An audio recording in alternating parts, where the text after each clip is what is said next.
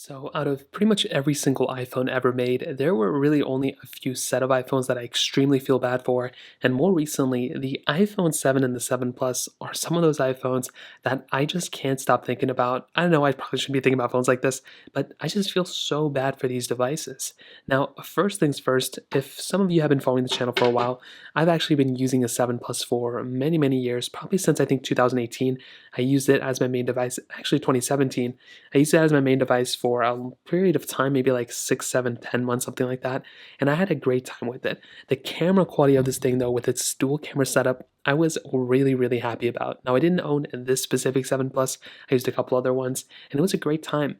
Unfortunately, right after I started using this iPhone and I switched over to pretty much an iPhone 10, I started having crazy amounts of issues with these iPhones. In fact, I think out of all the iPhones I've ever owned, these were the ones that gave me the most amount of issues. I was getting for every single version of software that I installed on these iPhones, basically iOS updates, including iOS, I think 12, iOS 13, I think since iOS 13, probably iOS 14.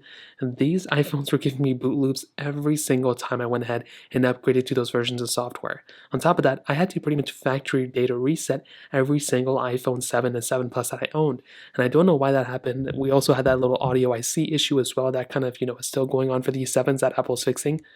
But I say that to say, as of right now, even before what iOS 16 did, these iPhones were already in a weird spot. Since iOS 14, they've been getting better.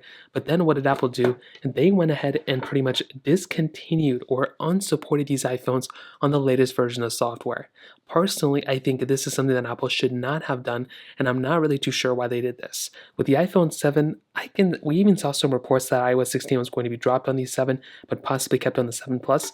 So I feel even worse about the iPhone 7 Plus, mostly because this was an iPhone that kind of was a pretty big performance jump from the previous iPhone. Now, some say the A10 Fusion chip to the A9 wasn't that crazy big of a difference or whatever, but one thing's for sure, the 3 gigabytes of RAM that we had on this iPhone was still fairly prominent. I mean, you look at the iPhone SE3 or iPhone SE2 that Apple dropped, that had 3 gigabytes of RAM, same thing as this, and that just came out in 2020. Now, I do understand the chipset on this thing is a little bit older, but we look at other devices like the iPads Apple made, like the iPad 5th generation, that is still supported with iPadOS 16. Unfortunately for us, this iPhone is no longer supported. So I feel like both of these devices kind of had a weird history. They're both in a very weird spot, and I just kind of feel really, really bad for these iPhones. I feel bad because even before they were unsupported, they were very, very glitchy. They just had a lot of hardware and software defects. Apple ended up fixing it, but we're now in a situation where these iPhones, both of them, are unsupported with software. So I would love to hear your thoughts about this in the comment section below. Hit the like button, that would mean so much, but definitely hit that subscribe button. More importantly than everything else, I love every single one of you guys. Hopefully I'll catch you guys in the next video. Peace out till then.